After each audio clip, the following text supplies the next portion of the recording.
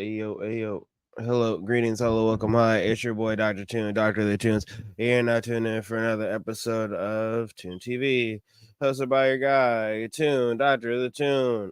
I've been a little bit under the weather. That's why I sound like how I sound. So apologies in advance. But the show, it must go on. So, some housekeeping, get out the way. I dropped some music, I'm about to drop more music, all that in a bag of chips. Tape about to drop soon. I also am doing a show. If you're in the Atlanta area, pull up on your boy doing a show. All the info is on my Instagram. Follow me on Instagram at DrTune25. You get all my stuff, TikTok and all that. And that's the deets. And then that's for the show. And then if you go to my link in bio, that's my song.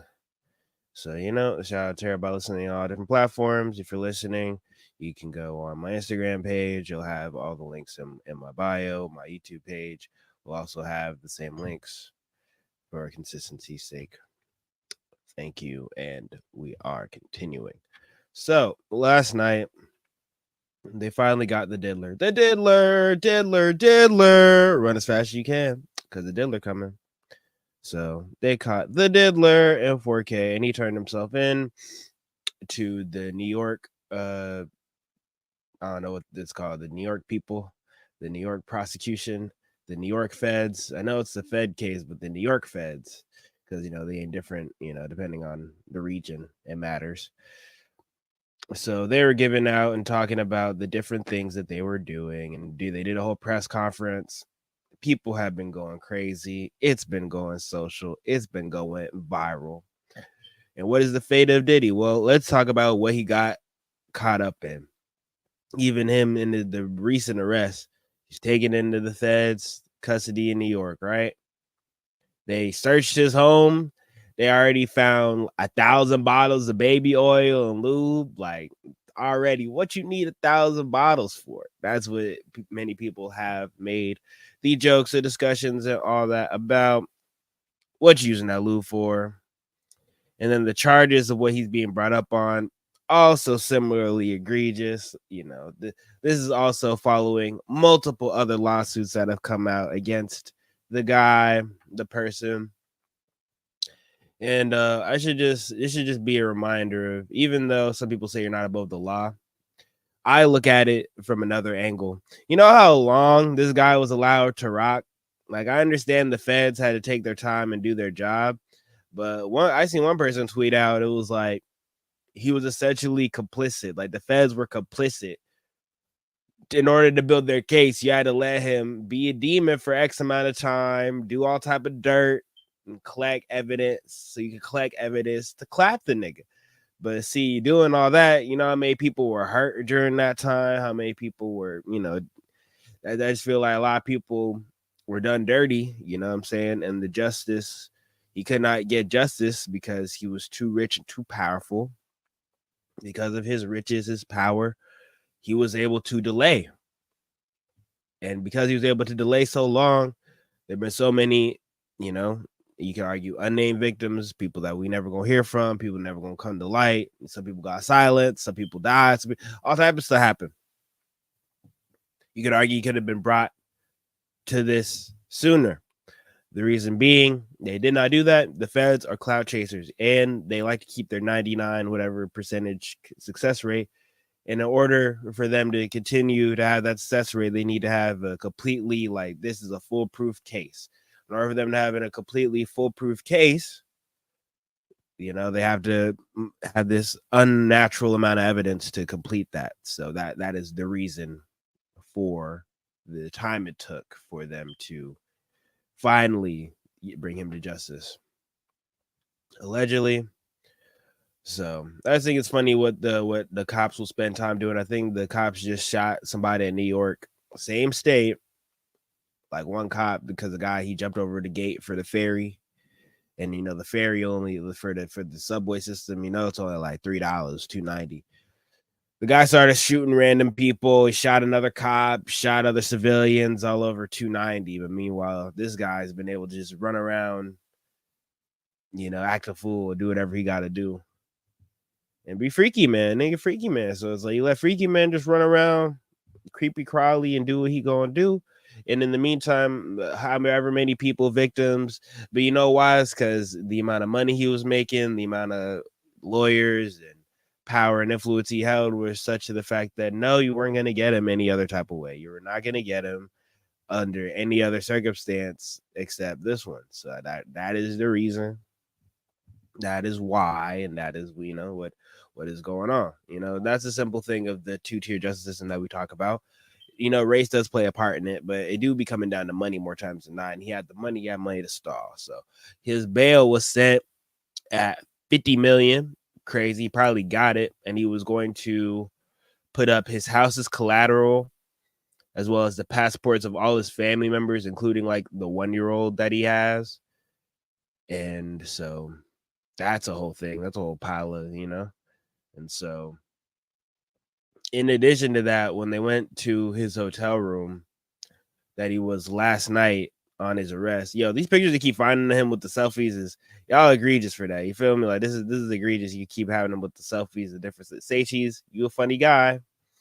So they found pink powder, and they think they tested it for ecstasy. So ecstasy be getting found at a lot of the quote unquote at the diddler escapades. He be liking his ecstasy, his Molly. That's what he like to do. Kudos to you. Everybody does their own drugs. Don't let the drugs do you. The drugs was doing him all type of ways. And he got denied bonds. All that 50 million, all the house collateral, all that was meaningless because they denied him bond anyway. Now, you could argue like he worked with the prosecution ahead of time. That's probably why he didn't flee the country.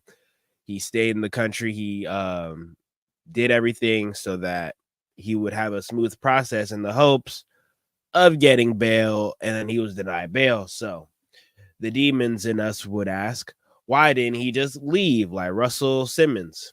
Russell Simmons, as soon as he caught a whiff of potential things happening to him, he ran immediately. So why didn't Diddy run immediately? Well, I could see that he thought he could beat this case like he beat all the other cases, because if you look up anything with Diddy's rap sheet, there's so many other cases that he beat. The Shine thing, you talk about that, he beat a murder, So bodies have been other people's mysterious disappearances, but the evidence is such that you can't really pin him on it, without a shadow of a doubt. That's how the justice system works. So it's not that he did or didn't do it. Thank you for joining. It's not that he did or didn't do it. It's the fact that, can you prove that the diddler did the diddling? It's hard to prove that. So I feel like the reason why things have waited this long is that they got to get a certain amount of evidence. You got to catch people to talk. You got to do X, Y, Z. That's a lot of stuff to do. You feel me? That's a lot of evidence to do over just another high profile rapper. If you go down the residence of anybody he lived with, stay with, work with, collaborate with, they probably all do similar activities to take down all these people with their connections, influence. It probably is too much for one person to do. Not one person, one organization. When they have a million other cases as well as that, you got to factor in like these same people that be doing the domestic terrorists. You can imagine all these school shootings that be happening. The people have a list of other things that they have to do, even though this guy, and also it's a lot of work to get to this guy versus the random guy in the corner that does what he got to do, the street hustler that you see. That is a harder person to get to. So know that this is just happening. Will he be continued to get denied bond? That's hard to say, because they denied it now. Given that he was very cooperative, allegedly, they will probably continue to deny it. They really want to make sure he don't go nowhere. So that's the thing with that. So it's been a crazy saga since late last year with the first Diddy files coming out with Cassie, and he quickly settled the suit. And then after he settled the suit, he had the video come out, and then other people started suing, and he tried to pay people off, try to fight the cases. He settled some, he didn't settle others. The court ordered him to pay, and recently the court ordered him to pay like $100 million to somebody else because of alleged, um, essay allegations of intoxicating someone, and then while they were under the influence of substances, doing heinous acts towards the person under the influence. He had to pay out some money. So all these things, I feel like, are once they start to snowball, it's really hard to get rid of all these things at once. So that's something to say. Now, while I pull up this, I want to pull up the press conference. I know academics reacted to it as well as other people. I would like to remind everybody, hey, if you don't gotta do crime, don't do crime. I understand if you're in a position where you got a little other choice. Let's say you're a felon, they're not hiring, you don't have that many skills. You looking for skills, you need the money in between all that to pay rent, to exist. You might hit a lick or two. Listen, that's what you gotta do. If you gotta do it, hey man, that's what you got to do. But the moment you no longer have to, that's no longer the option where it's this or death, this poverty, starving, my kids starving. That's no longer something you have to do. I recommend you stop doing it because it's hard to make the case that you did a crime out of desperation, or it's hard to get that level of understanding when you are doing things simply for the shits and giggles. There's another thing, if you ever read the Meditations by Marcus Aurelius, they talk about the sins that come from pleasure versus the sins that come from anger. You can make the argument that even though a whole bunch of things, terrible things happen that people do out of anger, anger is something you feel justified in. You are angered by doing it. You do things out of pleasure to seek to feel good. Most people that do that are a certain type of person, and they have no impulse control as well. So those are things to consider. And I feel like, the diddler, he who did crimes of pleasure, he wanted to find, and because of that leads to certain things. People forgive and do and act in a lot of ways in the pursuit of pleasure. And I feel like that leads to a lot of fucked up shit. Have discipline. Have consensual people be at the events too. I mean, that's another thing. You could, if you're going to hire a whole bunch of pros, hire willing pros, and then don't drug them up and do whatever you got to do with the why you doing all that. That's a lot of hoopla, in my opinion. This is why we are in the position that we are in. Also, I feel like the cultural significance of the diddler is another reason why he was allowed to shirk and escape things for so long. Beloved person, gave us many hits from many different acts. So people have a certain favorability of him, which would, again, you need an ironclad demon amount of, buttload of evidence to even convict somebody of that stature. That's something I feel like a lot of people should understand. And I feel like that's another reason for the flaws in our justice system, is the fact that how slow it works, even though people are supposed to, the trials are supposed to move in a speedy way. Like with the Young Thug thing, it's taking like about to be 3 years. It's supposed to be a speedy trial. It's not really speedy. Speedy trial ain't speed enough. So that's one aspect. Even though you cannot prove whether or not somebody did something or did not do something, doesn't mean whether or not they did or didn't do it. So like, oh, you didn't convict me of unaliving someone. That doesn't mean you did not unalive them. That just means I could not prove that you unalived them. Like whether or not I did or didn't do it, like that's up in the air. That's not a fact. We don't know what happened. But based on evidence, I can only get you for this or that or the third. That's why we have a plea bargaining system, and that's why people take pleas. Just say, oh, I'll just be guilty for this. Even if I didn't do something, I'm gonna just take the plea, because me trying to fight it and then I'll lose, I get a worse punishment. Vice versa. The feds will agree to a lesser charge of someone just to say they got them, or not the feds, but just, prosecutions, state, federal, both.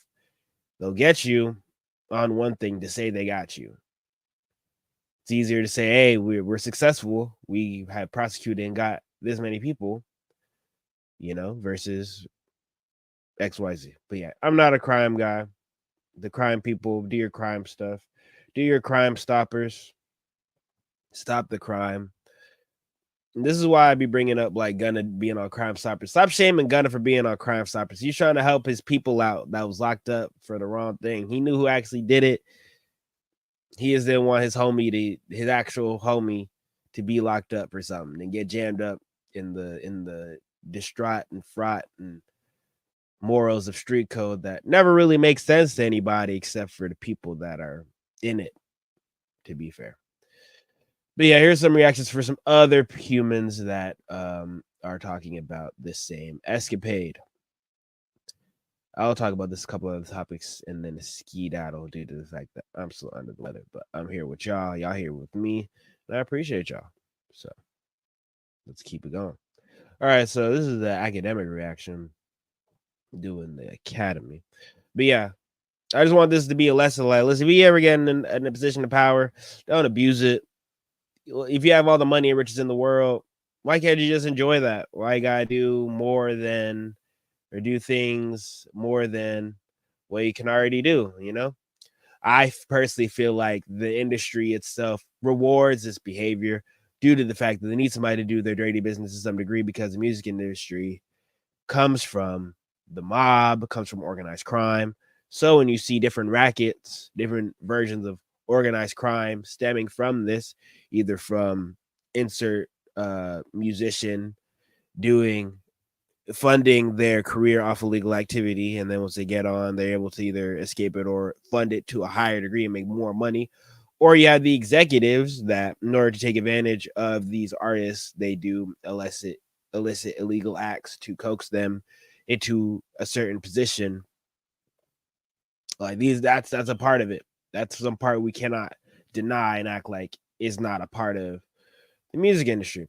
And this also shines a light on, remember back in the day when people were saying all the people that participated in freaky blackmail they thought was just conspiracy. It was not conspiracy. People participate in, create, and participate, create, continue to hide, keep documents of freaky blackmail to keep artists in bad deals, to keep executives from talking about other executives, to use as leverage for any business or negotiation tactic. So understand that if you're an artist, understand that these executives that you meet that are trying to give you $1 million, they might ask you to do certain things that compromise your morals. This is what starts the process of selling your soul. That's why Cat Williams said, hey, you got to tell them no. This is why. So there are things to look out for. Listen, there are things more valuable than money. Your dignity, your sanity, your mental health, your morals, your integrity. Those things matter. If you start compromising a little bit, before you know it, you at the freak offs. And then you see a whole bunch of stuff you cannot unsee. And then if you speak about it, you might get unalived. And even if you do speak about it, depending on when you speak about it, you're kind of complicit because you didn't speak about it soon enough. Now you a part of it. You part of the Freaky Man Olympics. And that is be the issue that I be having.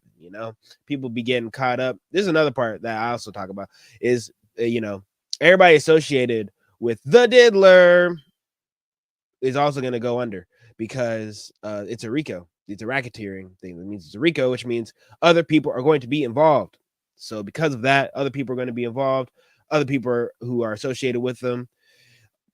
Many people say that the reason for the amount of blackmail and videotapes and information that he has compiled, the diddler compiled, is because if I go down, everybody go down. So we gonna see if everybody go down or not. Do I think everybody gonna go down? No, because of the reason. Shout out to, hey man, if you know, you know. Shout out to the homie. If you know, you know. So that's why I feel like things are happening the way they're happening, is because you cannot participate in the Freaky Man Olympics. Okay, if you do, you get caught up. It is what it is. I guess he got the gold medal, right? Some people be going platinum and diamond in the music industry. No, we stopping it at gold for this Freaky Man over here. So without further ado, we are going to get back into a reaction to the academics. Special agents from HSI executed search warrants at Combs's residences in Miami and Los Angeles. They also executed a warrant for Combs's electronic devices.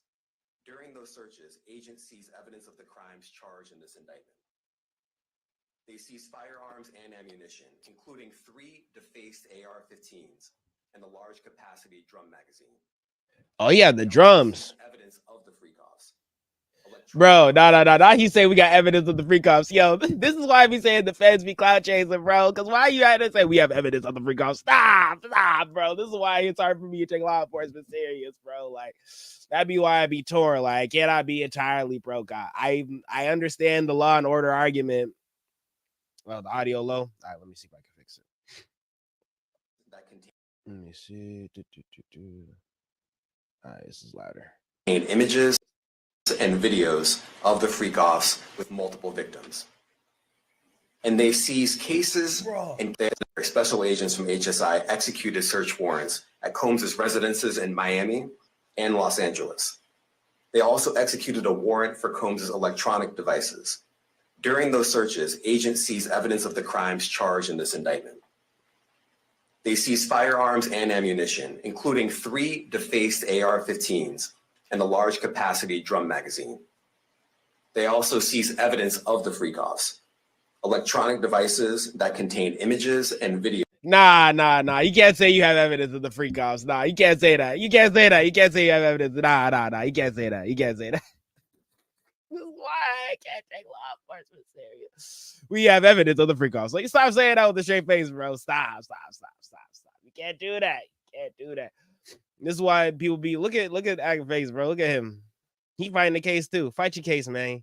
And listen, so that'd be my issue, right? That's why I feel like the feds be clout chasing. This is why it's hard for me to take law enforcement serious, because y'all have time to say freak off. Y'all don't have time, but y'all don't have time to go and prosecute other people, your corrupt political agencies or your governments or your politics, or why did it take so long to get the guy who tried to unalive Trump.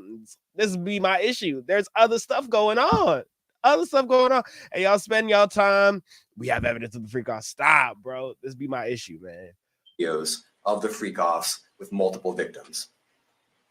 And they seized cases of the kinds of personal lubricant and baby oil that Combs' staff allegedly used to stock hotel rooms for the freak-offs.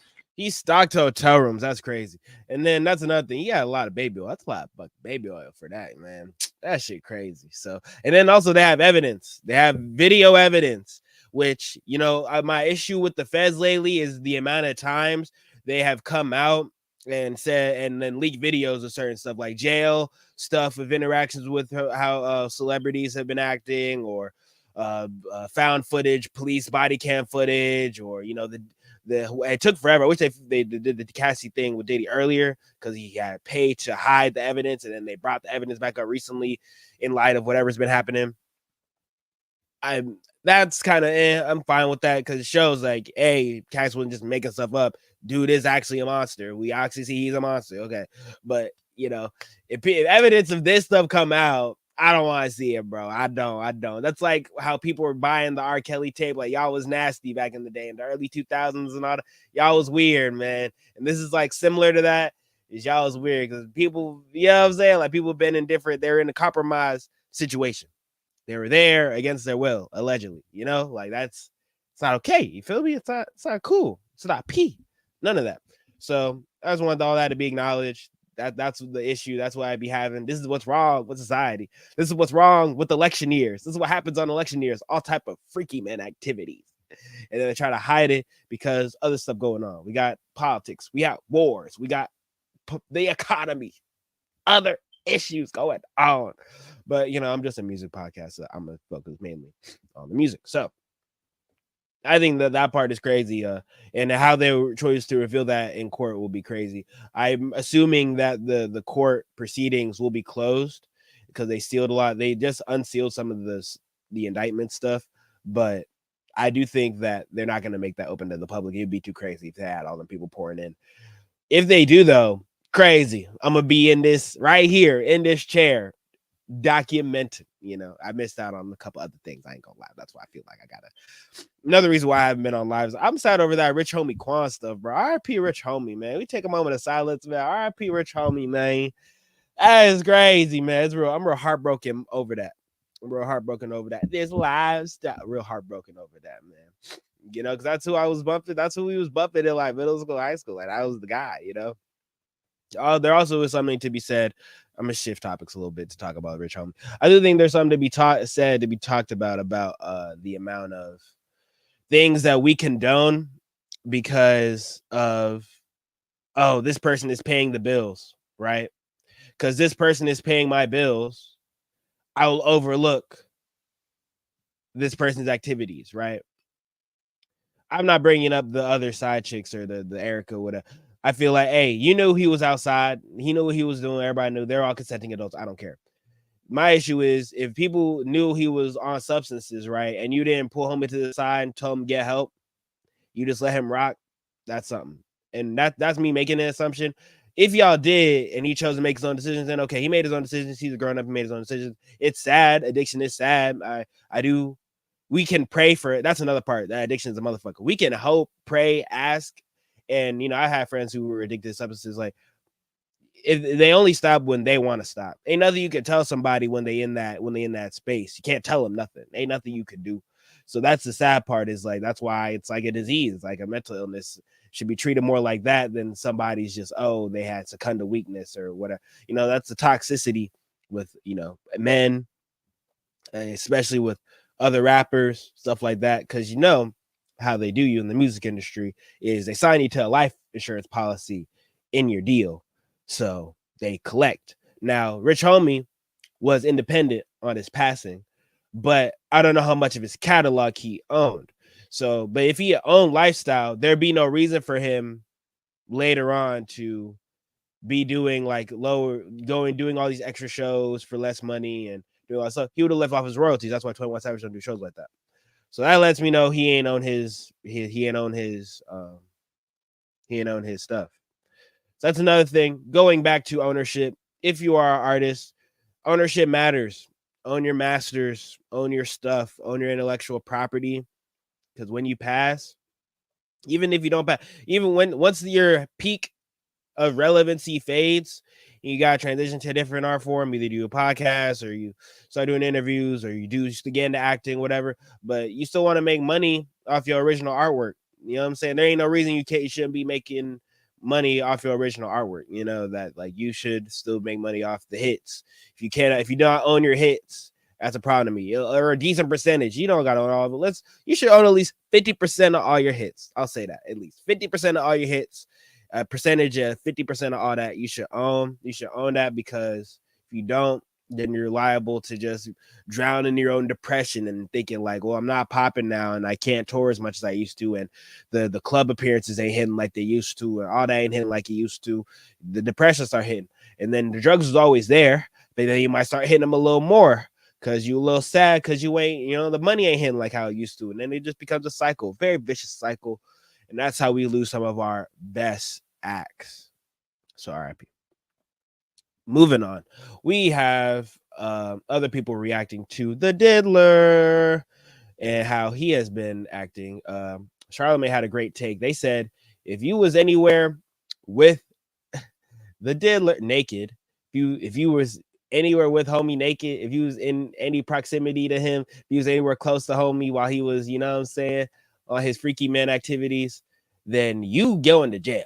They calling. They asking you to testify bare minimum, and you better start squealing unless you're going to be locked up, and they won't let you out. They ain't going to let you out. They won't. I'm trying to tell you. So, yeah, I haven't tapped in the Breakfast Club in a minute since Angela Lee left. I know they had Just Hilarious, and then she left, and I thought that was a joke, but I guess that was real. So let me know who's the new female person in Breakfast Club, because I'm out the loop. You know what I'm saying? Personally, I'm out the loop. Let me know in the comments. Appreciate y'all for commenting. Also that. So we have Charlamagne saying the following. Let me see. Word racketeering around. Yeah, racketeering and sex trafficking. If he gets racketeering and sex trafficking for freak offs, it will be others involved. Yes. Like if you ever ran a train with Diddy, you're probably going to jail. Yeah, that's what a lot of people were saying that, that's possibly on the. If you ran a train on him, you going to jail. It's crazy.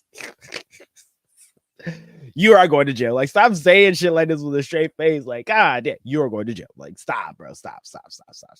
We gotta stop. Cameras, because he had cameras in the crib, so Man. people are thinking that maybe they'll be And other he people and he involved. had cameras. Yeah, they found video evidence of all the stuff.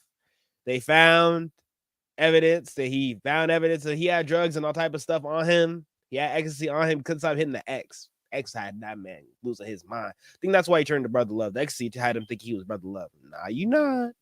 No, you not. All If you ever been on those butt naked, cameras. if you ever been butt naked anywhere with Diddy or half butt naked with Diddy, and there was some women around or some men around that he told you were part of the party, you probably going to jail. Half butt naked is insane. All right. If you possibly on any of We those gonna tapes, keep like Envy just said, moving. that they seized from that house, That's right. you're probably going to jail when they start throwing that word racketeering around. But we'll see what happens. Hell, if you walked in a room and saw Diddy in there smashing Carl Winslow, allegedly, What? if Diddy flew Carl out, you might be going to jail. Can we okay. Why you gonna Allegedly. call out there like that? We going Call. we'll be back with more, guys. I'm just We- saying that pack racketeering it ain't up no joke. for No. Carl. Yeah, that Rico is damning because I wonder what charges they was gonna hit him with, right? And the Rico is a damning because that means they could just go after like all type of stuff, including you. That means they got, ooh man. So I mean, the fact that they got you on the Freaky Riki, that does not bode well. So we will see how that will continue to transpire. We will see how that will continue to be examined in the court of law. That was what's it called? Tuna order. Dun, dun, dun, dun, dun, dun, dun, dun, I'm gonna make transitions for all the tuna order stuff. So shout out to that. Thank you for listening to this section. Now let's go into more silly topics. We just went through some heavy losses, heavy stuff, and I just want to talk about some funny shit. Okay, so we are now talking about Drewski, right? And this is how I feel about marketing or cloud chasing. This is how I feel about the PR relationship, right? The PR relationship is only beneficial when the lie is kept up from both sides. Now, why would the lie not be kept up from both sides, right? The relationship itself might have soured. The business working relationship might not have gone how it gone. Or this is all part of the winky dink. This is a part of the rollout, right? So combination of two things, could be one or the other. Now, Ruby Rose was with Drewski for the thing. We all thought, some people were thinking, hey, this is obviously real. Some people think, hey, this is obviously fake. I didn't care one way or the other. I just felt like, hey, it is what it is. People, they're gonna do what they is gonna do, right? Regardless one way or the other, right? So because they doing what they doing, they being freaky, man. They not being freaky, man. They doing stuff. They doing whatever activities.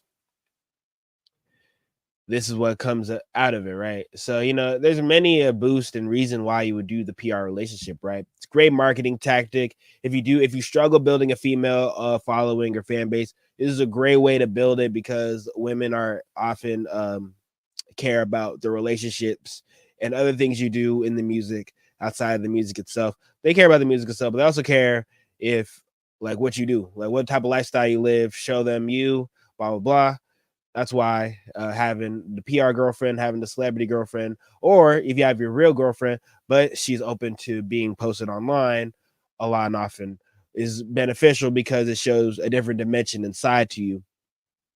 And, it's good. It's good marketing. That's why ain't nothing wrong with it, right?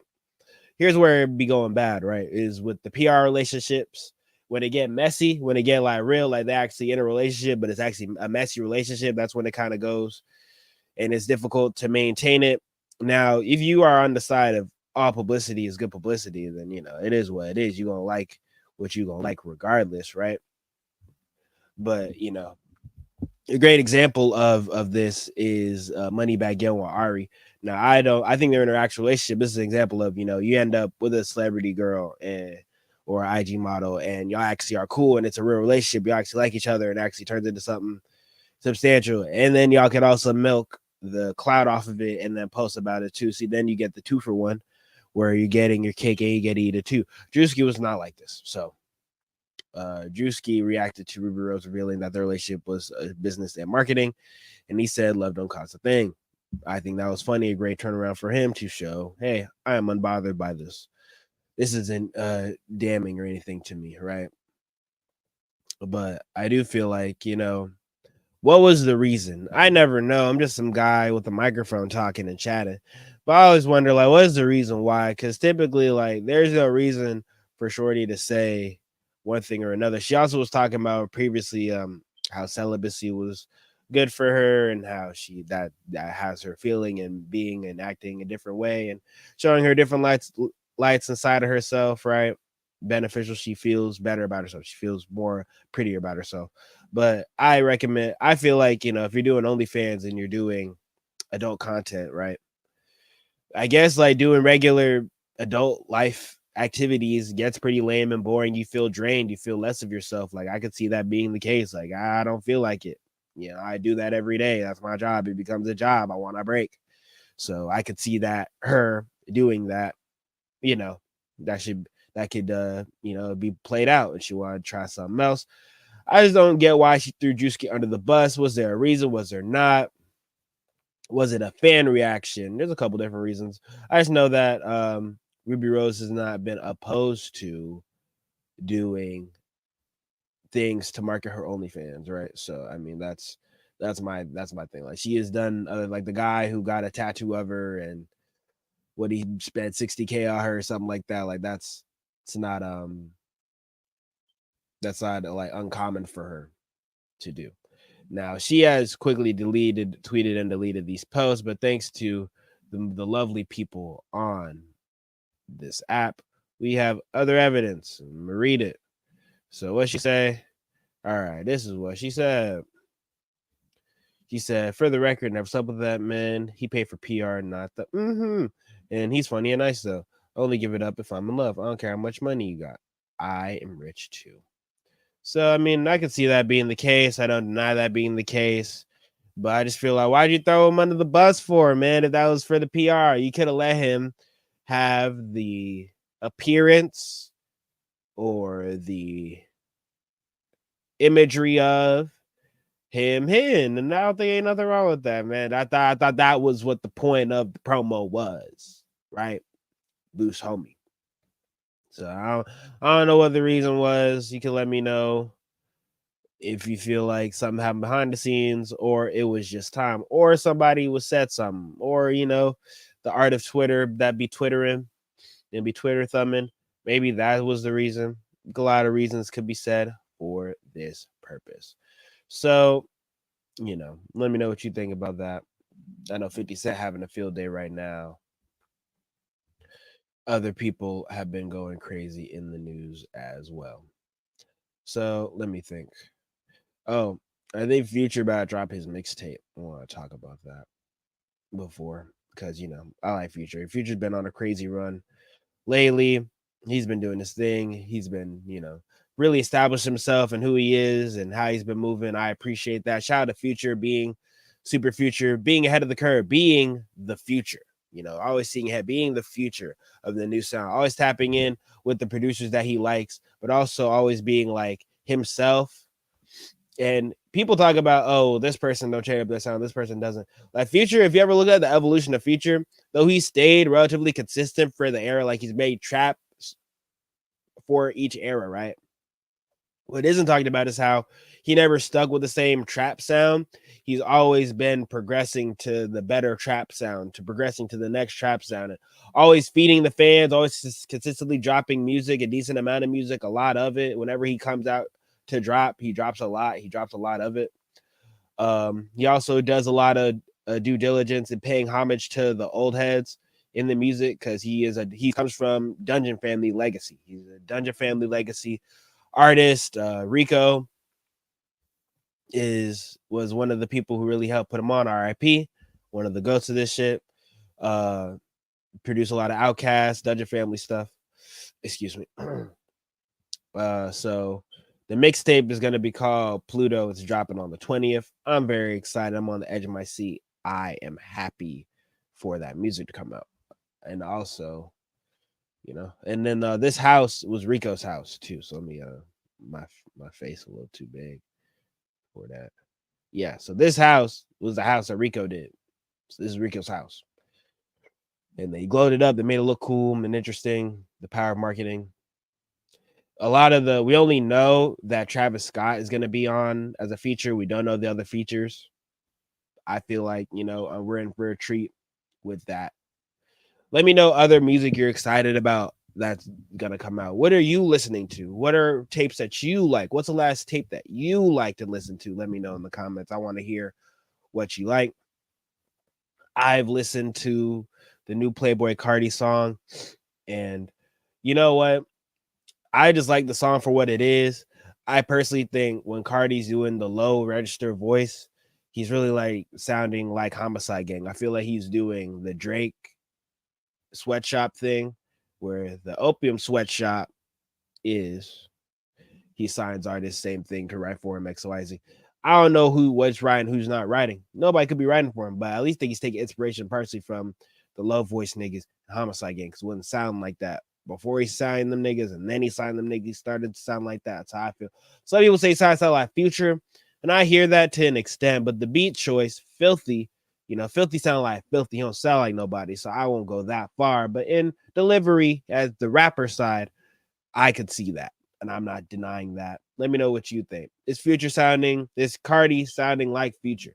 Are we getting a Future feature on the Cardi tape? Is Cardi trying to bite the Future wave? Because Future's been having a crazy year this year, and it would make sense if other rappers bit the wave, like Cardi, like other Atlanta rappers. Let me know what you think. Some people say also Honcho kind of sound like Future, but I just feel like Future done gave everybody the sauce. Like, he's been the king of Atlanta, in my opinion, since 2012, 13.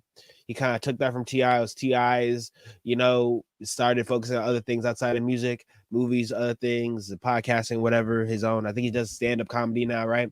So outside of that, I feel like Future has been, that's my hot take, Future has been the king of Atlanta for at least 10 years now. If you don't want to say since 2012, 2013, at least since 2014 and up, it's been Future, right?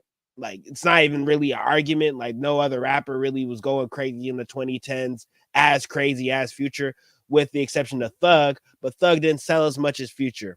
Thug probably was more influential. You can make the influence argument between Thug and Future, right? But yeah, like, shout out to Two Wavy.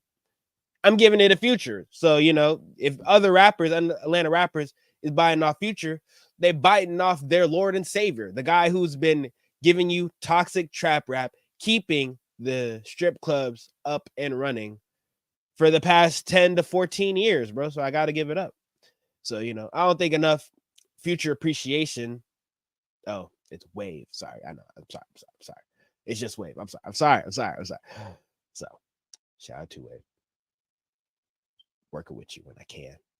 All right, so moving on to my next topics and things. I appreciate the Rochester rap scene a lot. So shout out to RX2 though. He's another rapper who drops a lot of music a lot and often. He was talking about this YouTube video that he promoted by this rapper called Duck No Rec World Media. I think he has a sound. Is there sound? Yeah, I don't think there's sound. But shout out to him for shining attention. He was talking about other Rochester rappers and why they haven't succeeded. Other Rochester rappers that included that I appreciate and like are, shout out to Wait, bro. DM me, bro. We can chop it up. We're gonna chop it up. But other Rochester rappers I like, I love RSK Nephew, RX Poppy. I know Missionary Man is also from Rochester, but those two I listen to a lot. I just started getting to RX2 though. That guy's crazy. His delivery, his beat choice, it's actually crazy. And just the whole sound of how they've been sounding, right? But they haven't really blown up in the media. Most of them are independent. And so that's probably why they haven't seen a crazy major look, because, independent artists, they just get the looks that they can get, go back into the indie world, do what they can do, vice versa. They go back and forth. So that's how I feel personally. But let me know what you think. They also, they have the issue with the classic issue of the plight of the New York rappers, where a lot of New York rappers do not work together. They haven't been known for working together. So that's been a thing. Like, I wouldn't call it beef, but they don't be getting together and clicking up like Atlanta rappers do, like other parts of New York rappers do. Like I seen a lot of California rappers do. I seen a lot of Chicago rappers do. They don't do the clicking up part. Like they all blow up separately. They don't do the, so there could be a lot of reasons for that. I don't know personally. I'd have to interview someone from that area for that reason, but I do love that area sound as an up and growing sound for the New York scene. Because the last wave was the Buffalo people with Griselda and all them. I feel like Rochester, New York has a whole bunch of other amazing dope artists that people haven't tapped into yet. So I feel like they should tap into them, and that's my thing, right? So that's how I feel. Kendrick dropped a song, but it was only on like Instagram. I don't think he dropped it on any other platform. If he did, let me know. But I like the song, and if you line it up to if you line it up to a movie, then it makes sense. That's what I heard, because the song is called "Watch the Party Die," and then so there's a movie under similar names that he's doing that to. And it kind of syncs up perfectly. So maybe that was inspiration for that. He's also doing the Super Bowl. So shout out Kendrick for doing the Super Bowl. And since Kendrick has been doing the Super Bowl, that has sparked a lot of controversy that I'm sure you have seen on you guys' timeline and whatnot. Like, ain't no reason why we should be hating on Kendrick for doing the Super Bowl, but like people are. And then Wayne started crying in the video, and I just don't feel like that was helpful. I don't feel like him doing all that was very helpful for him, because at the end of the day, like, people pop out for the Super Bowl all the time, right? Like that's not even uncommon, is the thing that like, oh, I brought out this person. Oh, I brought out this person for a song. I brought out, like, Kendrick could have brought out Wayne for Mona Lisa. That could have entirely have happened, and then Wayne do a couple songs and then he leave. But I feel like the main reason is because of the lean imagery from Lil Wayne. If you want to make the weed argument, I don't really make the weed argument for Lil Wayne, because like at the end of the day, like Snoop Dogg just did the Super Bowl along with like a couple other people that be in the weed culture space. So I'm not putting it just on the weed culture space. I'm putting it on the lean culture. I'm putting it on his raunchy lyrics. You know about Wayne lyrics, y'all. Come on. You know what he's singing about. You know what I'm saying? You know he be auto crooning about. You feel me? You think he could do Lollipop in front of the Super Bowl stadium, bro? I don't personally think so. If y'all think so, then okay. You think he could do Duffel Bag Boy in front of? I feel he could do Go DJ. There's songs he could do, especially the late 2000s run where he did a lot of those pop features. Like, I feel like that's something he could have done. Like, there's a lot of songs that Wayne could have did, but a lot of the hits that we know and love Lil Wayne for, I do not think he could have done. That definitely like nerfs his capabilities in terms of performing. Also, people have brought up a lot of points with him performing. Like, he's not the same Wayne as like 10 years ago Wayne, like in terms of performing. He's just not the same guy, age, not keeping up with your body, all type of things you can explain. He is not the same performer. Also, people talk about different award shows, high-end award shows that Wayne has done that he showed up last minute for. He did not do the performances. No, he didn't do the rehearsals. That's the issue. Like for like the Super Bowl, like, okay, this one guy comments, I don't know why it's a sudden thing for someone from the host city to perform the halftime show. A lot of the past performers were from the host city. I completely agree to that. That's never been a thing. I don't think Michael Jackson performed in like Gary, Indiana.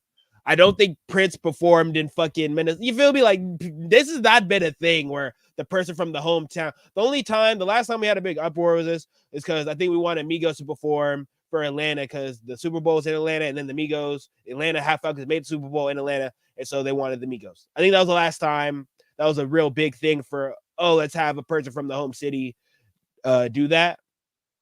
But outside of that, that's never been a thing, right? So I agree, that's never been a thing. Like, and also, to everybody who doesn't know, the Super Bowl has been in New Orleans at least like 5 separate times this past like 20 years in the 2000s up. Like the Super Bowl has been in New Orleans multiple times. Like when Wayne was like the GOAT, when Wayne was on Carter 3 era, like there was they didn't do it during like the Katrina era. They didn't do.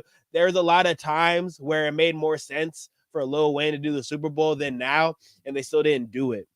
So that could be another reason. You could make the Jay-Z. I'm doing everything before we even get to the Jay-Z part, right? I'm saying all this. I'm just shooting all this bail before we even get to the Jay-Z part, right? Because y'all know the Jay-Z and Wayne got their own little problems because of history's past and how they traded bars and the things that were said in the bars and all that. So I'm leaving all that out because you could argue whether or not Jay-Z has enough pull to pick the performer. Like you could argue like he can make a call, but at most he did the call. You know what I'm saying? And shout out to the people who was talking about if you want to know about Diddy and how my Diddy takes, I said a lot of my Diddy takes earlier. If you want to go to the earlier parts of my podcast, they are on my YouTube. And yeah, so I'm live on both. I'm live here and I'm live on YouTube. So if you go on my link in bio, my YouTube's there, got me there, all that. So oh yeah, Doug did try to shoot a Wayne's tour bus too. Ain't that crazy, right? So maybe Wayne's a little just too hot, right? Like they're just like a lot of controversy. We really don't let rappers do the Super Bowl like that in general, for being real, unless they're in limited amounts, like how Lil Jon came out last year, or like they come out a little bit here and there in limited capacity. They don't just do the whole halftime show. They really want a singer, really want a pop star. They really want somebody who's clean, because the Super Bowl is a little racist. NFL people a little racist. So we know that. You know what I'm saying? So it don't help. Like I just feel like him crying, bro, didn't help. I'm gonna be real. Like him doing the cry. I heard like Wayne was even talking to him about performing, and then him doing that crying ass video completely took him out the shit. Like they're like, okay, you crying, bro. We can't do it now. You crying too much. We can't do that. I think that was the deciding factor. Is him started crying and shit. That took him out. That like, all right, bro, you crying. We can't do it because we was gonna call him up. But my argument is Wayne didn't want to get called out. Wayne didn't want to be a guest appearance. Wayne wanted to be the main guy. And that is the reason. He didn't want to be second fiddle. He didn't want, I am Lil Wayne. I'm the best rapper alive. Self-proclaimed. He wanted to be the guy. That's what I think personally. He didn't want to play second fiddle. He didn't want a guest appearance. He wanted to be there as the guy. So that's my thing. There's an ego component to it.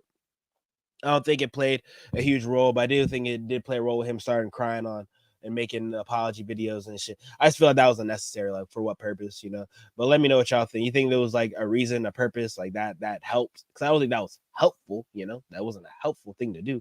So, let me know what you think. Let me see. I know which one I was going to do first. I was either going to do Casanova. I was either going to do Tory, or I was going to do more Diddy stuff. So I'm gonna do this, and then we're gonna go back to the diddler before we go back. All right, so Casanova just tweeted out from jail. How people be having phones in jail? What's the shit with them? Do they care? I haven't been locked up. I haven't been locked up for a significant amount of time where I need things brought to me. And do people I know they sneak things in, right? So they do sneak things in. That's a process. That's the whole process. I think Tory Lanez, they seized his recording equipment. That was the whole process, right? So I don't know what the process. So they do care, right? They do care that you have stuff on you, right? So I don't get. So immediately, so every time you do an IG story, you do a tweet, you post, is you taking a risk. So I feel like whenever somebody does do that, it's like, wow, you really served for that. You really gave it up for that, and you really felt like, oh, this was worth the post. This came from the heart. You know what I'm saying? They use commissary sometimes, not commonly, but they make deals with dirty cops. Okay, yeah, and I can see CEOs being dirty, and that's how they able to sneak stuff in. I just feel like, bro, the thing with Tory, bro, is if you was gonna do the whole prison tape shit, you should have just released the music and act like this is pre-recorded shit. You should just be like, I'm grabbing the prison tape, blah, blah, blah, and this is pre-recorded, or I'm using AI, and just say that instead of saying, like, I'm recording it. Like, he made it seem like he brought a lot of attention to himself with how he was marketing that, and that I do not feel like was helpful. But at the end of the day, it did drive a lot of people to listen to his prior work, like Alone at the Prom, which just pure music outside somebody's case. Alone at the Prom, doing the numbers it did as an independent artist is something that I feel like people should look at and study as in terms of the marketing and the rollout and how he did it, because he did the whole 80s thing. He did it arguably better than The Weeknd in terms of sound, and how he did the whole look with his hair, the visuals behind it. That's something you should look at. If you, in terms of an independent artist, dig deep into some nostalgia. Doing a little nostalgia thing ain't never hurt nobody. People are really into the 80s right now. Go back further. Do the 70s. What's that sound like? Do some, you know what I'm saying? Do a 90s throwback. See what that sound like. You know, that hasn't been done enough. Plenty of people in terms of the people on the hip hop wave of New York, the post Rock Marciano boom bap era, like the boom bap stuff again. So, you know, that's another throwback. You know, nostalgia has been hitting people a lot in America lately. That's something to dig deep in. I think it's personally played out. It depends on how you do it. I like how the post Rock Marciano artists, including the Griselda people, including what's his name, Ka. I'm probably missing other names, but the people who are in their field and in that whole lane of artists, they've been making a killing, getting in on people's nostalgia, and I feel like that's something people should do. Ain't nothing wrong with that. So, you know, all right. So Casanova speaks on from jail and reveals Tory Lanez sent him money to hold him down. He said, "Tory Lanez, you one of the realest guys I ever met. How you in jail looking out for a guy in jail? You sent me enough money to last me a whole year. I love your heart. I love your soul." So now I can see that as being just pure from the soul. He did that just off the strength. Cass didn't even have to post that. He could have just took the money and did his own thing. I got also seeing this being a PR move now. Now, Tory Lanez, he might be in jail for a long time. At least he got a 10-year bid. He did a couple years. Probably going to be there like another 5 to 7. He might get off a little earlier depending on what he's doing. I do feel like them seizing his phones and stuff and him having all that in jail isn't helpful to him having a reduced prison sentence.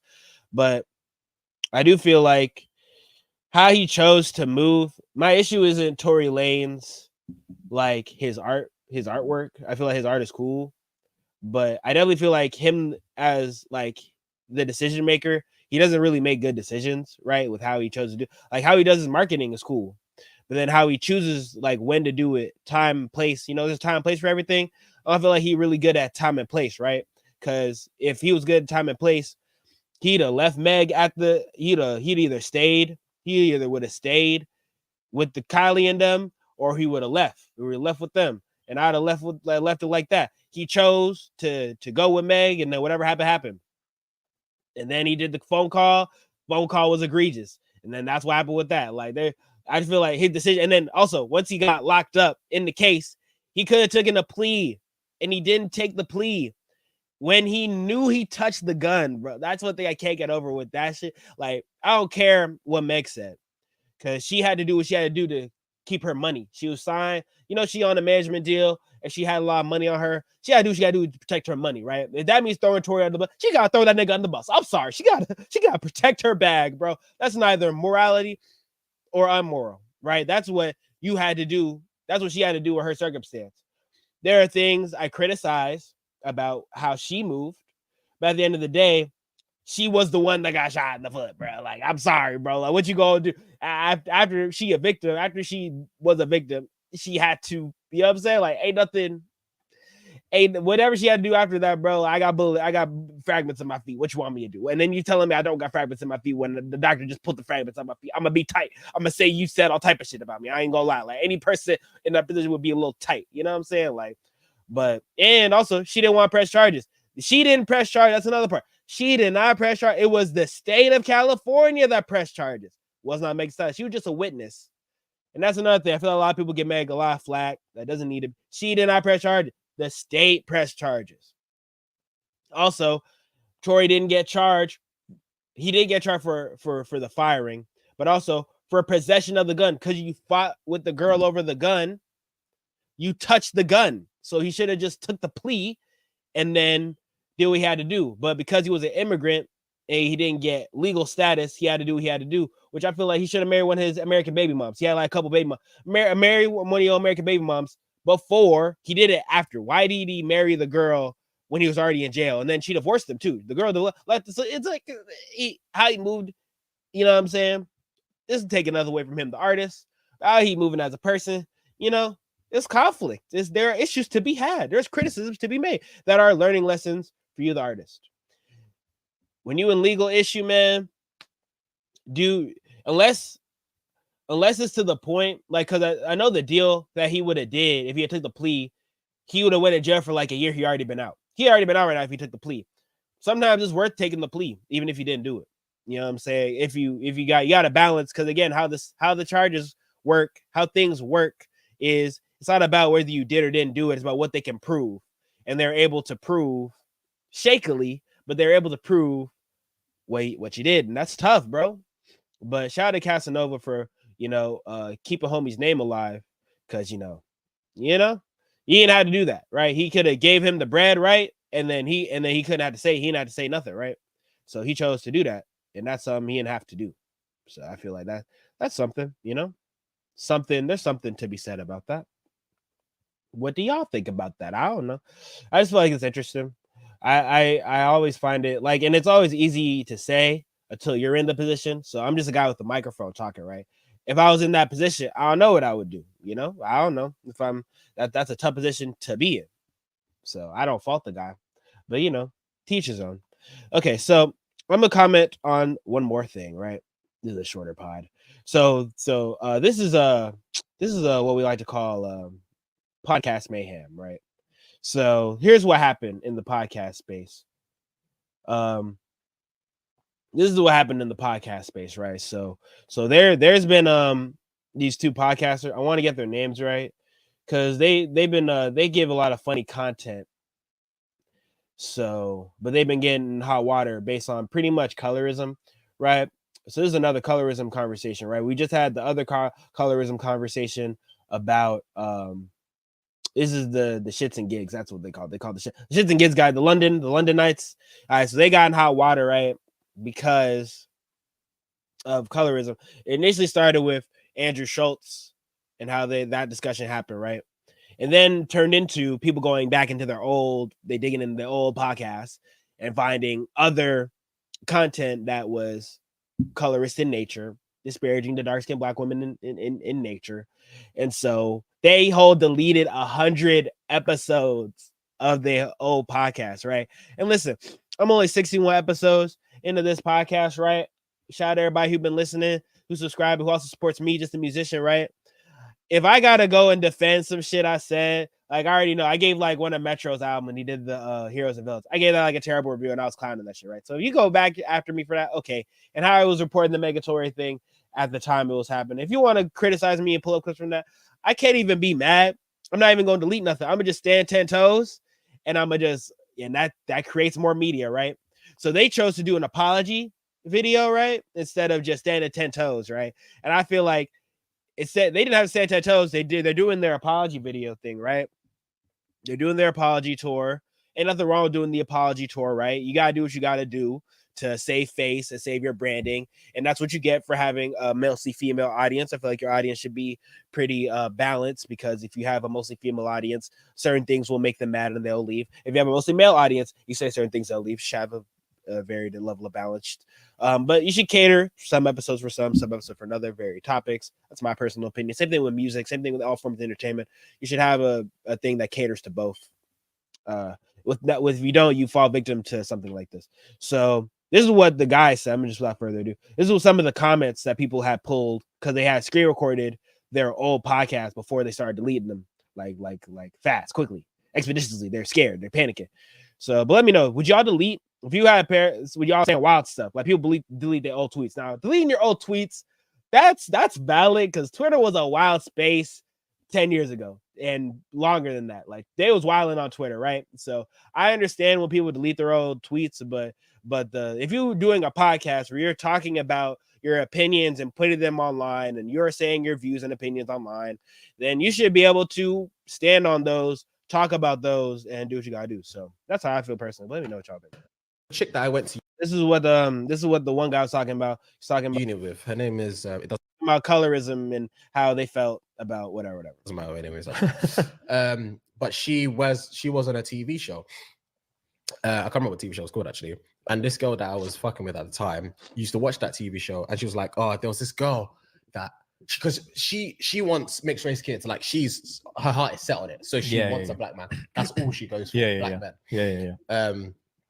And there's this girl that I will say though, because they're in the UK, right? I will say like their culture is different. Like how Tyler came in South Africa. You know, I had a family in South Africa. If you mixed, you colored. That's a different thing. You're not black. You're color. That's a different thing. Like if you're black, if you got black mama, black mom, black daddy, black mama, you black. If you have a mixed parents, you are mixed. You're colored. That's not making you in British, in England, UK, whatever. You're mixed. They make the distinction of you're mixed. In the US, if you have one drop, if you have any type of black in you, with some like with a lot of leeway, you're black, and the society will treat you as black, right? So, and you know, some people identify as however they want to identify. Rachel Dolezal, she identified as black, and she was a whole white lady. You know, some people who are in the middle, like the US has certain rules. Not certain rules. Like we have leftovers and vestiges of racism that still exist today, right? And one of those is that, you know, race is a construct anyway. I don't know why we're talking about.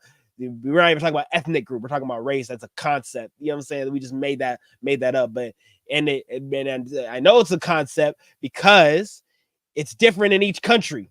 We make different concepts, and then Latin America is its own deep dive. And then so this is why it's goofy. she used to watch on a TV show, who was obviously black. She was like, "Oh, I wish I was her." I'm thinking, what? Jesus Christ. She kept on saying, "Oh, I wish I was black. I wish I was black." I'm thinking, Jesus Christ. what? For starters, if you was black, you wouldn't be getting any black men. So I'm just saying. That was the comment. If you was black, you wouldn't get no black men, because typically in that side of the thing, they be mixing a lot more than being like the whole idea of being like race loyal is a fairly American concept that's stronger here than like in the Caribbean. They have their own colorism issue. Like colorism is a thing like across the diaspora, because we dealt with white supremacy across the diaspora, and so that is the thing that follows that. So yeah, you know. Oh wow. Listen, my homie said they I filled in stuff to the doctors and filled in white and they changed it to black. They just said, nah, we not rocking with that. Not you. They said, not you. You not. Shit. They said, not you is crazy.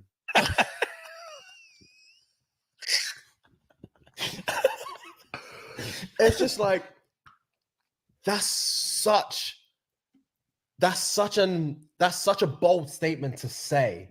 I wish I was black. I wish I was black. Like, yes. What's going on in your life? What? Do you know what I mean? You're white, fam. You're white. You're winning. You've won the game. You should have seen. You're out here. You're just out here white, just with all the rights to you. And you want to be black. I'm not saying there's obviously nothing wrong with being black. I love being black. Okay, and then you say there's nothing wrong being black, but then you just said like, what is wrong with you? Why would you? All right, so that'd be my thing. So let me see. There's other clips, right, where they're just shooting themselves in the foot, and then the apology is like, oh, no excuses, Mike, no excuses, bruv, no excuses, bruv, but you know what I mean, bruv. And it's like, what y'all doing, man? That's how I be feeling. So. Okay, so there's more. Okay, so what started this clip was they said there's no baddies in Atlanta, right? And they're around 2 black girls, and they're from Houston, and they're like, what you talking about, right? And they, the Houston girls were like, well, we not from Atlanta, but they also shooting bail like, are you sure? Well, if you go to the main, now here's my argument. I'm shooting them a little bit of bail. All right, so they obviously like some white girls, right? So if you like white girls, y'all need to go to Lil 5 Points. Y'all need to go to also Underground Atlanta. Go to Buckhead. You know what I'm saying? If that's what y'all wanted. But outside of that, there is still beautiful black women, the Spanish, Asian, Indian, all type, African, Caribbean, all types of black, all types of white, all types of whatever you need is in Atlanta. But if you was in the downtown part, if you was in the basic bitch tourist part, then that's, black people gonna be there. And Atlanta is a mainly black city. So people were saying like, what do you mean there are no baddies? And he was just basically saying like he was saying it in a way where you're not saying what you dislike. You're not actually saying the thing. You're just talking around it. And that's what people got mad. So then people basically said they're colorists. Then they went into the deep dive of, you see how they did them? You see how they did these people in Andrew Schultz's podcast? You see how they did these people in these other podcasts? See in this podcast, and their other podcasts? Colorist. That's what they said. They got you a 4K, bro. That's what happened, bro. Like, and if that's your feelings, right? You should have on, you know what's a good bailout? You should have Dr. Umar. Dr. Umar would have bailed these niggas out. Because he would have cursed y'all out and then he would have gave y'all some studies. Or this other comedian, the I Know Black guy, the comedian, I can't remember his name right now, but he would have bailed y'all out too.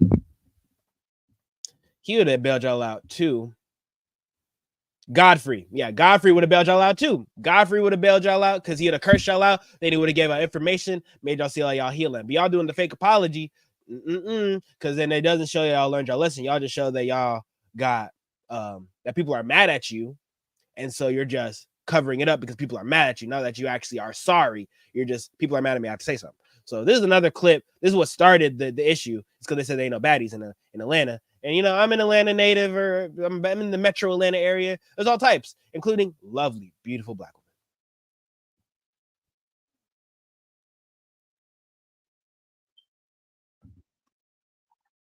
Oh, wait, hold on. I ain't playing that so y'all, everybody can hear. So, yeah, that's what they said. They said, I'm a Texas bad. See, listen, this be the issue. This is why we need to come together as a people. But, yeah, so this is a dirty guy. You see, they ain't say you see. We'll still got a couple days. Maybe I'm a good man. I've seen the least baddies so far. Oh, thank God we ain't from here. I'm a Texas girl. You ain't offending me, You see, they ain't say you see. We'll still got a couple days. Maybe we'll find out. But yeah, I've seen like 2 or 3. Hey, but what is y'all's type though? Bad. Yeah, and he asked you what your type is. That's my issue. He asked you what your type is. That's my issue. And you didn't. You just said just bad. It doesn't say anything because you should have just said what you liked. And because you're speaking in code, I heard the code, bro. Is the type. So what makes a girl bad? It varies. It matters how you own it. Exactly. And they just said it varies. And they do a vague answer. I know because this is how niggas be moving when they get caught in the questions and don't want to directly answer a question. They start speaking in tongues and shit. This is what the fuck they was doing. They speaking in tongues. They was speaking in tongues and say, because you didn't definitively say your type, right? That allows, because they may even like Black women, a certain type of Black woman, probably light-skinned Black woman. But because of that, like, that's what they did. All right, thank you. Because they said what they said, right? That just shot him in the foot. You feel me? Like, that's what they did, bro. That's what they did. It didn't help them. Shout out to Two Wave. He's out. Shout out to everybody who comes in and listens. I appreciate y'all. But yeah, it's like you said, it's how you own it. That's cap, bro. Like you chose to make a open-ended answer to the open-ended question that allows other people to then put accusations on you. And then once they find evidence of those accusations, that doesn't help your case. So we're gonna keep going. It can be a skinny girl who wears the fuck out of being a skinny girl. And then you got a thick thing who just owns the shit out of being a thick thing. It's bad. That's a PR answer. And it was a PR answer. It was a PR ass answer. That's what the fuck y'all got caught doing a PR answer. PR answer. They're all beautiful. If you have, I'm not saying everyone's beautiful. I just told you Atlanta's clap. I never said everyone's beautiful. I just said I'm not seeing anybody's here. You know what's funny about Atlanta though? Atlanta has a lot of transplants. So a lot of the people that live here, like you rarely run into people when you're out and stuff that are from Atlanta. Like the real Atlanta people, they be in the trenches, like off of Cascade. we about to get. And that's another thing, right? Like a lot of people are moved in from other parts. I've seen a lot of Cali and Texas people move in. Always the New Yorkers. Shout out the New Yorkers that come to Atlanta and live. Love y'all. Y'all always pull up. That's what it be. So the actual Atlanta people, you know what I'm saying? They'll always be there. That's another great point to make that they did not answer to. And they said they did not say they didn't care about what skin color they were. Also, they said they didn't care how big or small they were, body type, but that doesn't say skin complexion. I don't discriminate based on skin complexion. Two different things, right? So that's to keep in mind, right? I'm only doing this just because, like, it's just funny to talk about how people getting caught up, honestly, and then how they do it. He also talked about being bullied, right? And how he got bullied because he got bullied by black girls. He don't like black girls. Like, I mean, I speak to that. That was some part of my experience. Doesn't mean I hate black women. No, I date a black girl. Like, I like black girls. I like them dark. Like, you know what I'm saying? Like, School, there was a group of black girls in my year that would bully me religiously. It didn't fucking bother me because they were hideous anyway. I used to gun them hideous. So boy, and then also that you have a thing calling black women hideous. Now you was talking about people that bullied you, so not shooting you bail like that. It's probably the reason, you know. So that's that. But boy, fam, on a daily, it would be like they used to call me half breed. They would say my dad is a sellout. They would say like, obviously, like being mixed race, they'll say you're mixed up, you're confused. What the fuck, man? Begging, trying to be black when you're not. All sorts from black girls. And then again, this speaks to the colorist conversation that different people go through, right? So that could be a thing, you know. I went through the xenophobic side of, you know, I got African name, got African parents. I'm proud African, Nigerian. Listen up to both those. So because of that, I got treated a certain type of way. That was the immigrant ism of I'm not being black enough because I'm African booty scratcher, right? And then later they said I'm not black enough for entirely other reasons because I speak how I speak. I do not speak in what's it called? ADOS accent. Do not have that. Do not have black scent like that. Though I can do a little bit stuff here and there. I can translate, but that doesn't mean I don't want to be outside of who I am, right? Now, how do you deal with that, right? How people get bullied, right? And the trauma that they never deal with is why everybody should go get therapy. It will come out in different points of your life. That's why everybody should go get therapy and everybody should go and like learn and undo trauma, undo hurt.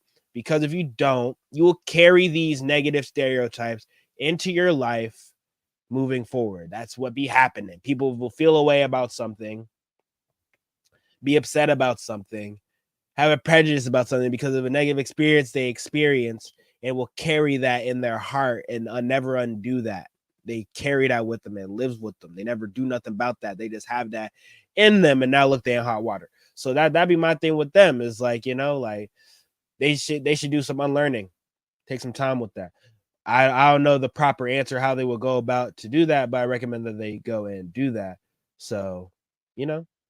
So this is their apology video. This is the funny part is them doing the apology video because I just feel like you just got caught. Like that's what it was. Because if that were the case, you would have left the old episodes up and it'd been like, hey, it's okay. You can feel the criticize, but you did the PR. You don't like she's money. Her heart is set on it. So she, chick that I went to uni with, her name. Nah, this ain't it. I'm looking for the apology video. There we go. This is the apology tour video. But we just wanted to address something that's happening at the minute. This past weekend, there's been a couple of clips going around from when we did a session on the Flagrant podcast while we were on our US tour. And there were a few jokes made that were incredibly inappropriate. One specifically pertaining to black women. And in the clip, Andrew was making a joke. Now, I think people don't go enough at Andrew Schultz for making that. You know, you're not coming after Andrew Schultz. They coming after them for not defending black women. That's the sin. And I feel like there's something to be said about that. Like, why aren't you going at Andrew Schultz the same way you're going at them? There's something to be said about that. I'm not crazy about going in a deep dive about that. Though there's something to be said about, hey, you're not mad at the guy who said the joke. You're mad at the guy who didn't defend you over the joke.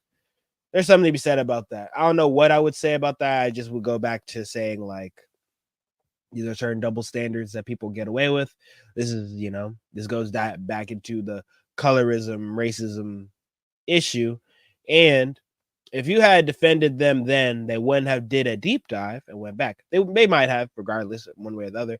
But that would have shown growth. If you would have said, hey, we're not doing that, and then would have been like, hey, I used to do that. I even did that in a prior podcast.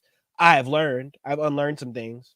We should not continue to participate in these certain things, or you would have ran with the jokes one way or the other, because, or you would have had some white people jokes. Also, that's another thing you could have did. You could instead of just running with the jokes, could have had some white people jokes too, and even the playing field and say, I made fun of everyone. I didn't just make fun of one group of people. I didn't just target one group of people. I let it fly with everybody. Look at the South Park argument. It's very hard to criticize someone if you only go, to critique someone if they only go after one thing, you know, when they only go after one thing versus when they go after multiple things. You get to say they're inappropriate. You know, that's a very blanket statement versus saying, oh, they're an ist. They're an ist of some sort.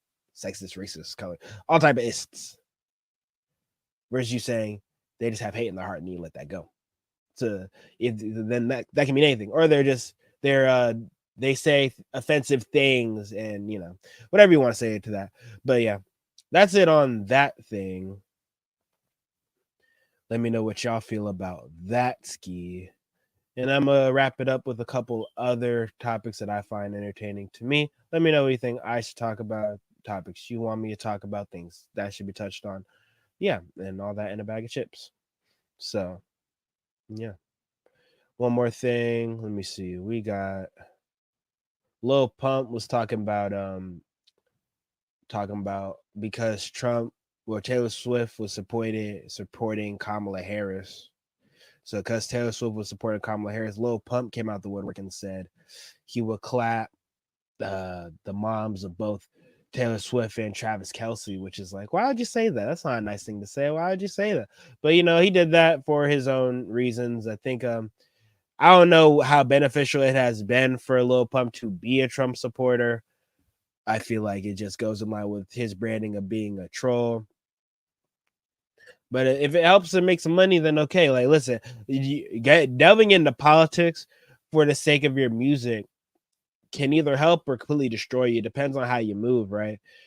I don't view it as negative or positive. Plenty of musicians have tied themselves to political apparatuses for their own benefit, either telling people to go vote, telling people who to vote for, all that in a bag of chips. I don't feel like telling people who to vote for is cool, but tell people to register to vote, I feel like it's cool. I feel like people should be more participatory in the political system, especially in local elections. Local elections matter more than the presidential election. So that's what Lil Pump said. He said all type of stuff I can't even say on YouTube too. I don't know why he said all that, but that's what he wanted to do, and that's what he said. He said what he said because he wanted to say it. Like, I ain't going, you know what I'm saying? That's what he wanted to do. All right, so Rollo responds to people telling him to pick a side in regards to Young Thug and YFN Lucci. We need to be trying to unite our men instead of adding more division. This is how I feel personally. I feel like we should try to bring people together. In general, I feel like that's the issue with a lot of cities and the influence of street culture, gang culture in music, in entertainment, in just the livelihood of Black people in America. It's a dividing factor. It's a thing that's keeping us from continued growth and helping each other and help uplifting communities in general, because people feel like you have to pick a certain person over another person because of where somebody grew up, because of their block. All those things are factors into why people cannot come together.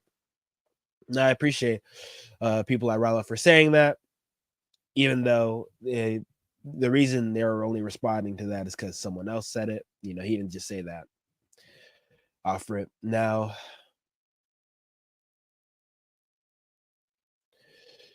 he feels away because he says free Lucci, and every time he says free Lucci, people tell him to pick a side, because sometimes we'll say free Thug, sometimes we'll say free Lucci.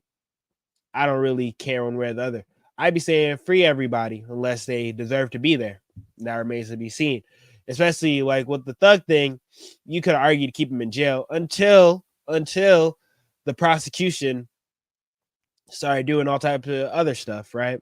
That lets me know that, hey, they were doing too much trying to arrest him. They did illegal things and threatening other witnesses, and you know, so with the Thug thing, yeah, just I feel like because y'all messed up, you should let him go just off that, because y'all messed up. Y'all didn't go by the books. If y'all went by the books, it'd have been a difficult case to prove, so y'all started doing other stuff. I don't like that. That's why I am low-key free homie. I ain't gonna lie. But you know, YFN Lucci case, you know, I mean, he's doing his time, about to get out, like, you feel me? In other news, Jay Critch has been popped up because he got slapped with like a sneaker, and he was like out his shirt, and then he said, I popped on you first, 1v6, and left with all my chains. You lost, right? So, but then in the video, he don't got his chains on and he's shirtless. So I don't know. Is he doing PR for himself? Most likely.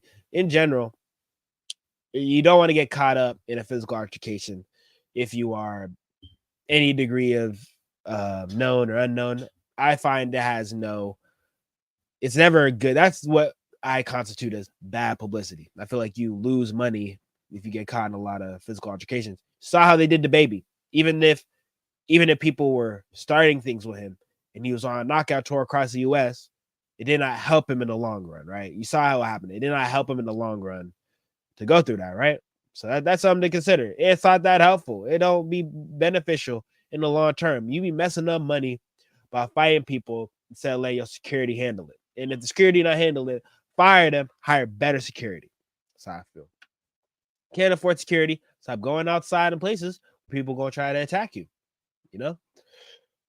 And okay, so this is other news that people, because people argue whether or not, what does Jay-Z actually do? Does he actually pick, or was Jay-Z just there just to say the NFL is hiring a black person to say they hired a black person post Kaepernick? I don't know. I don't know which one it is. So the producer, the Super Bowl halftime show producer, confirmed that Jay-Z picks performer every year. He always picks right. It's a decision that Jay makes. Collins says, I'm choosing the annual halftime act. Since we've been on board with that show, he made it every year, and it's been amazing. He always picks right. So that is according to the producer of the halftime show. They have every reason to say that Jay picks it. So you could, I don't know how credible that source is. I'm gonna say that's a questionable source because you are the guy running it, and you have every reason to say that you pick it, right? You have every reason to say that, yeah, of course he doesn't. What do you mean? You think Jay-Z doesn't pick the halftime show? What do you mean he doesn't pick that? Of course he picks the halftime show. We picked him for that purpose. What else is he supposed to do? You know what I mean? So he has every reason to say that. So I don't know if that's real or not. I like it for it to be real. But, if it was real, then that gives credence to when Jay got issues. That's why he didn't get picked for that halftime show. So that is currently all I got. Oh, yeah. Also, they got Pee Wee Longway, too. 7 years ago, Rockstar is officially Diamond. So shout out to 21 and Post Malone. And again, 21 Savage's deal, he owns 50% of everything. So that's why he don't be going out. He don't need to go out everywhere because he be owning a good percentage of his own masters. And so he has no reason to go on tour. He be owning his stuff. He'll be a rich man for a very long time. He has a lot of hits.